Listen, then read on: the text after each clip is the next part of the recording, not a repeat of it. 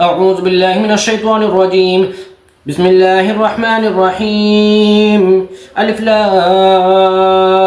را تلك آيات الكتاب وقرآن مبين ربما يود الذين كفروا لو كانوا مسلمين ذرهم يأكلوا ويتمتعوا ويلهيهم الأمل فسوف يعلمون وما أهلكنا من قرية إلا ولها كتاب معلوم ما تسبق من أمة أجلها وما يستأخرون وقالوا يا أيها الذي نزل عليه الذكر إنك لمجنون لو ما تأتينا بالملائكة إن كنت من الصادقين ما ننزل الملائكة إلا بالحق وما كانوا إذا منذرين إنا نحن نزلنا الذكر وإنا له لحافظون ولقد أرسلنا من قبلك في شيع الأولين وما يأتيهم من رسول إلا كانوا به يستهزئون كذلك نسلكه في قلوب المجرمين لا يؤمنون به وقد خلت سنة الأولين ولو فتحنا عليهم بابا من السماء فظلوا فيه يعرجون لقالوا إنما سكرت أبصارنا بل نحن قوم مسحورون ولقد جعلنا في السماء بروجا وزيناها للناظرين وحفظناها من كل شيطان رجيم إلا من استرق السمع فأتبعه شهاب مبين والأرض مددناها وألقينا فيها رواسي وأنبتنا فيها من كل شيء موزون وجعلنا لكم فيها معايش فمن لستم لهم برازقين وإن من شيء إلا عندنا خزائنه وما ننزله إلا بقدر معلوم وأرسلنا الرياح لواقح فأنزلنا من السماء ماء فاسقيناكموه وما أنتم له بخازنين وإنا لنحن نحيي ونميت ونحن الوارثون ولقد علمنا المستقدمين منكم ولقد علمنا المستأخرين وإن ربك هو يحشرهم إنه حكيم عليم ولقد خلقنا الإنسان من صلصال من حمأ مسنون والجان خلقناه من قبل من نار السموم وإذ قال ربك للملائكة إني خالق بشرا من صلصال من حمأ مسنون فإذا سويته ونفخت فيه من روحي فقعوا له ساجدين فسجد الملائكة كلهم أجمعون إلا إبليس أبى أن يكون مع الساجدين قال يا إبليس ما لك ألا تكون مع الساجدين قال لم أكن لأسجد لبشر خلقته من صلصال من حمأ مسنون قال فاخرج منها فإنك رجيم وإن عليك اللعنة إلى يوم الدين قال رب فأنذرني إلى يوم يبعثون قال فإنك من المنذرين إلى يوم الوقت المعلوم قال رب بما أغويتني لأزينن لهم في الأرض ولأغوينهم أجمعين إلا عبادك منهم المخلصين قال هذا صراط علي مستقيم إن عبادي ليس لك عليهم سلطان إلا من اتبعك من الغاوين وإن جهنم لموعدهم أجمعين لها 7 أبواب لكل باب منهم جزء مقسوم قال رب فأنذرني إلى يوم يبعثون قال فإنك من المنذرين إلى يوم الوقت المعلوم قال رب بما أغويتني لأزينن لهم في الأرض ولأغوينهم أجمعين إلا عبادك منهم المخلصين قال هذا صراط علي مستقيم إن عبادي ليس لك عليهم سلطان إلا من اتبعك من الغاوين وإن جهنم لموعدهم أجمعين لها 7 أبواب لكل باب منهم جزء مقسوم إن المتقين في جنات وعيون ادخلوها بسلام آمنين ونزعنا ما في صدورهم من غل إخواننا على سرور متقابلين لا يمسهم فيها نصب وما هم منها بمخرجين نبئ عبادي أني أنا الغفور الرحيم وأن عذابي هو العذاب الأليم ونبئهم عن ضيف إبراهيم إذا دخلوا عليه فقالوا سلاما قال إنا منكم وجلون قالوا لا توجل إنا نبشرك بغلام عليم قال أبشرتموني على أن مسني الكبر فبما تبشرون قالوا بشرناك بالحق فلا تكن من القانطين قال ومن يقنط من رحمة ربه إلا الضالون قالوا فما خطبكم أيها المرسلون قالوا إنا أرسلنا إلى قوم مجرمين إلا آل لوط إنا لمنجوهم أجمعين إلا امرأة قدرنا إنها لمن الغابرين فلما جاء آل لوط المرسلون قال إنكم قوم منكرون قالوا بل جئناك بما كانوا فيه يمترون وآتيناك بالحق وإنا لصادقون فأسر بأهلك بقطع من الليل واتبعوا أدبارهم ولا تلتفت منكم أحد وامضوا حيث تؤمرون وقضينا إليه ذلك الأمر أن دابر هؤلاء مقطوع مصبحين وجاء أهل المدينة يستبشرون قال إن هؤلاء ضيفي فلا تفضحون واتقوا الله ولا تخزون قالوا أولم ننهك عن العالمين قال هؤلاء بناتي إن كنتم فاعلين لعمرك إنهم لفي سكرتهم يعمهون فأخذتهم الصيحة مشرقين فجعلنا عاليها سافلها وأمطرنا عليهم حجارة من سجيل إن في ذلك لآيات للمتبسمين وإنها لبسبيل مقيم إن في ذلك لآيات للمؤمنين وإن كان أصحاب الأيكة لظالمين فانتقمنا منهم وإنهما لبإمام مبين ولقد كذب أصحاب الحجر المرسلين وآتيناهم آياتنا فكانوا عنها معرضين وكانوا ينحتون من وكانوا ينحتون من الجبال بيوتا آمنين فأخذتهم الصيحة مصبحين فما أغنى عنهم ما كانوا يكسبون وما خلقنا السماوات والأرض وما بينهما إلا بالحق وإن الساعة لآتية فاصفح الصفح الجميل إن ربك هو الخلاق العليم ولقد آتيناك سبعا من المثاني والقرآن العظيم لا تمدن عينيك إلى ما متعنا به أزواجا منهم ولا تحزن عليهم واخفض جناحك للمؤمنين وقل إني أنا النذير المبين كما أنزلنا على المقتصمين الذين جعلوا القرآن عظيم فوربك لنسألنهم أجمعين عما كانوا يعملون فاصدع بما تؤمر وأعرض عن المشركين إنا كفيناك المستهزئين الذين يجعلون مع الله إلها آخر فسوف يعلمون ولقد نعلم أنك يضيق صدرك بما يقولون فسبح بحمد ربك وكن من الساجدين واعبد ربك حتى يأتيك اليقين بسم الله الرحمن الرحيم ألف لا أتى أمر الله فلا تستعجلوه سبحانه وتعالى عما يشركون ينزل الملائكة بالحق ينزل الملائكة بالروح من أمره على من يشاء من عباده أن أنذروا أنه لا إله إلا أنا فاتقون خلق السماوات والأرض بالحق تعالى عما يشركون خلق الإنسان من نطفة فإذا هو خصيم مبين والأنعام خلقها لكم فيها دفء ومنافع ومنها تأكلون ولكم فيها جمال حين تريحون وحين تسرحون وتحملوا أثقالكم إلى بلد لم تكونوا بالغيه إلا بالشق الأنفس إن ربكم لرؤوف رحيم والخيل والبغال والحمير لتركبوها وزينة ويخلق ما لا تعلمون وعلى الله قصد سبيل ومنها جائر ولو شاء لهداكم أجمعين هو الذي أنزل من السماء ماء لكم منه شراب ومنه شجر فيه تسيمون ينبت لكم به الزرع والزيتون والنخيل والأعناب ومن كل الثمرات إن في ذلك الآية لقوم يتفكرون وسخر لكم الليل والنهار والشمس والقمر والنجوم مسخرات بأمره إن في ذلك الآيات لقوم يعقلون وما ترى لكم في الأرض مختلفا ألوانه إن في ذلك الآيات لقوم يذكرون وهو الذي سخر البحر لتأكلوا منه لحما طريا وتستخرجوا منه حلة تلبسونها وترى الفلك مواخر فيه ولتبتغوا من فضله ولعلكم تشكرون وألقى في الأرض رواسي أن تمد بكم أنهارا وسبلا لعلكم تهتدون وعلامات وبالنجم هم يهتدون أفمن يخلق كمن لا يخلق أفلا تذكرون وإن تعدوا نعمة الله لا تحصوها إن الله لغفور رحيم والله يعلم ما تسرون وما تعلنون والذين يدعون من دونه لا يخلقون شيئا من دون الله لا يخلقون شيئا وهم يخلقون أموات غير أحياء وما يشعرون أيان يبعثون إلهكم إله واحد فالذين لا يؤمنون بالآخرة قلوبهم منكرة وهم مستكبرون لا جرم أن الله يعلم ما يسرون وما يعلنون إنه لا يحب المستكبرين وإذا قيل لهم ماذا أنزل ربكم قالوا أساطير الأولين ليحملوا أوزارهم كاملة يوم القيامة من أوزار الذين يضلون بغير علم ومن أوزار الذين يضلون بغير علم ألا ساء ما يزرون قد مكر الذين من قبلهم فأتى الله بنيانهم من القواعد فخر عليهم السقف من فوق وأتاهم العذاب من حيث لا يشعرون ثم يوم القيامة يخزيهم ويقول أين شركائي الذين كنتم تشاقون فيهم قال الذين أوتوا العلم إن الخزي اليوم والسوء على الكافرين الذين تتوفاهم الملائكة ظالمي أنفسهم فألقوا السلام ما كنا نعمل من سوء بلى إن الله عليم بما كنتم تعملون فادخلوا أبواب جهنم خالدين فيها فلبئس مثوى المتكبرين وقيل للذين اتقوا ماذا أنزل ربكم قالوا خيرا للذين أحسنوا في هذه الدنيا حسنة ولا دار الآخرة خير ولنعم دار المتقين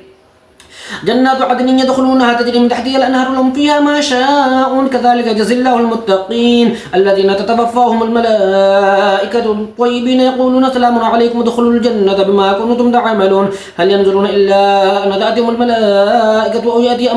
أمر ربك كذلك فعل الذين من قبلهم وما ظلمهم الله ولكن كانوا أنفسهم يظلمون فأصابهم سيئات ما عملوا وحق بما كانوا به يستهزئون وقال الذين أشركوا لو شاء الله ما عبدنا من دونه من شيء نحن ولا آباؤنا ولا حرمنا من دونه من شيء كذلك فعل الذين من قبلهم فهل على الرسل إلا البلاغ المبين ولقد بعثنا في كل أمة رسولا أن يعبدوا الله واجتنبوا الطاغوت فمنهم من هدى الله ومنهم من حقد عليه الضلالة فسيروا في الأرض فانظروا كيف كان عاقبة المكذبين إن تحرصوا على هداهم فإن الله لا يهدي من يضل وما لهم من ناصرين وأقسموا بالله جهد أيمانهم لا يبعث الله من يموت بلا وعدا عليه حق ولكن أكثر الناس لا يعلمون ليبين لهم الذي يختلفون فيه وليعلم الذين كفروا أنهم كانوا كاذبين إنما قولنا لشيء إذا أردناه أن نقول له كن فيكون والذين هاجروا في الله من بعد ما ظلموا لنبوئنهم في الدنيا حسنة والأجر الآخرة أكبر لو كانوا يعلمون الذين صبروا وعلى ربهم يتوكلون وما أرسلنا من قبلك إلا رجالا نوحي إليهم فاسألوا أهل الذكر إن كنتم لا تعلمون بالبينات والزبر وأنزلنا إليك الذكر لتبين للناس ما نزل إليهم ولعلهم يتفكرون أفأمن الذين مكروا السيئات أن يخسف الله بهم الأرض أو يأتيهم العذاب من حيث لا يشعرون أو يأخذهم في تقلبهم فما هم بمعجزين أو يأخذهم على تخافوا فإن ربكم لرؤوف رحيم أولم يروا إلى ما خلق الله من شيء يتفيأ ظلاله عن اليمين والشمائل سجدا لله وهم داخرون ولله يسجد ما في السماوات وما في الأرض من دابة والملائكة وهم لا يستكبرون يخافون ربهم من فوقهم ويفعلون ما يؤمرون وقال الله لا تتخذوا إلهين اثنين إنما هو إله واحد فإياي فارهبون وله ما في السماوات والأرض وله دين وأشباء فغير الله تتقون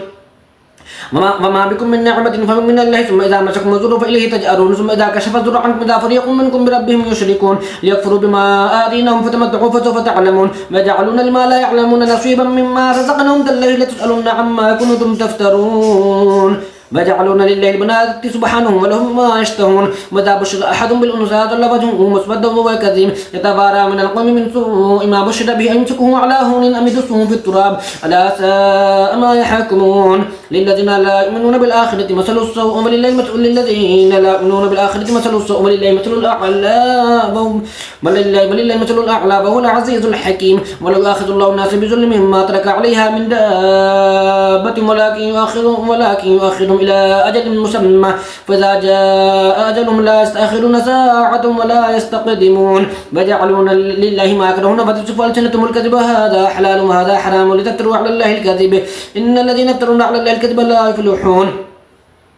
ولو يأخذ الله الناس بظلمهم ما ترك عليها من دابة ولكن يؤخرهم إلى أجل مسمى فإذا جاء أجلهم لا يستأخرون ساعة ولا يستقدمون ويجعلون لله ما يكرهون وتصف ألسنتهم الكذب أن لهم الحسنى لا جرم أن لهم النار فأنهم مفرطون تالله لقد أرسلنا إلى أمم من قبلك فزين لهم الشيطان أعمالهم فهو وليهم اليوم ولهم عذاب أليم وما أنزلنا عليك الكتاب إلا لتبين لهم الذي اختلفوا فيه وهدى ورحمة لقوم يؤمنون والله أنزل من السماء ماء فأحيا به الأرض بعد موتها إن في ذلك لآية لقوم يسمعون وإن لكم في الأنعام لعبرة نسقيكم مما في بطونه من بين فرس ودم لبنا خالصا سائغا للشاربين ومن ثمرات النخيل والأعناب تتخذون منه سكرا ورزقا حسنا إن في ذلك لآية لقوم يعقلون وأوحى ربك إلى النحل أن اتخذي من الجبال بيوتا ومن الشجر ومما يعرشون ثم كلي من كل الثمرات فاسلكي سبل ربك ذللا يخرج من بطونها شراب مختلف ألوانه فيه شفاء للناس إن في ذلك لآيات لقوم يتفكرون والله خلقكم ثم توفاكم ومنكم من يرد إلى أرذل العمر لكي لا يعلم بعد علم شيئا إن الله عليم قدير والله فضل بعضكم على بعض في الرزق فما الذين فضلوا براد رزقهم على ما ملكت أيمانهم فهم فيه سواء أفبنعمة الله يجحدون والله جعل لكم من أنفسكم أزواجا وجعل لكم أزواجكم من نبحة ورزقكم من الطيبات أفبالباطل يؤمنون فبنعمة الله هم يكفرون ويعبدون من دون الله ما لا يملك لهم رزقا من السماوات والأرض شيء ولا يستطيعون فلا تضربوا لله الأمثال إن الله يعلم وأنتم لا تعلمون ضرب الله مثلا عبدا مملوكا لا يقدر على شيء ومن رزقناه منا رزقا حسنا فهو ينفق منه سرا وجهرا هل يستوون الحمد لله بل أكثرهم لا يعلمون وضرب الله مثلا الرجلين أحدهما أبكم لا يقدر على شيء وكل نعلم له إنما يوجه لا بخير هل يستوي هو فمن يأمر بالعدل وهو على صراط مستقيم ولله غيب السماوات والأرض وما أمر الساعة إلا كلمح البصر أو هو أقرب إن الله على كل شيء قدير والله أخرجكم من بطون أمهاتكم لا تعلمون شيئا وجعل لكم السمع والأبصار والأفئدة لعلكم تشكرون ألم يروا إلى الطير مسخرات في جو السماء ما يمسكهن إلا الله إن في ذلك الآيات لقوم يؤمنون والله جعل لكم من بيوتكم سكنا وجعل لكم من جلود الأنعام بيوتا تستخفونها يوم ذعدكم ويوم إقامتكم ومن أصوافها وأوبارها وأشعارها ساتم متاعا إلى حين والله جعل لكم مما خلق ظلالا وجعل لكم من الجبال أكنانا وجعل لكم سرابيل تقيكم الحر وسرابيل تقيكم بأسكم كذلك يتم نعمته عليكم لعلكم تسلمون فإن تولوا فإنما عليك البلاغ المبين يعرفون نعمة الله ثم ينكرونها وأكثرهم الكافرون ويوم نبعث من كل أمة شهيدا ثم لا يؤذن للذين كفروا ولا هم يستعتبون وإذا رأى الذين ظلموا العذاب فلا يخفف عنهم ولا هم ينظرون وإذا رأى الذين أشركوا شركاءهم قالوا ربنا هؤلاء شركاؤنا الذين كنا ندعو من دونك فألقوا إليهم القول إنكم لكاذبون وألقوا إلى الله يومئذ سلم بدل عنهم ما كانوا يفترون الذين كفروا وصدوا عن سبيل الله زدناهم عذابا فوق العذاب بما كانوا يفسدون ويوم نبعث في كل أمة شهيدا عليهم من أنفسهم وجئنا بك شهيدا على هؤلاء ونزلنا عليك الكتاب تبيانا لكل شيء وهدى ورحمة وهدى ورحمة وبشرى للمسلمين إن الله يأمر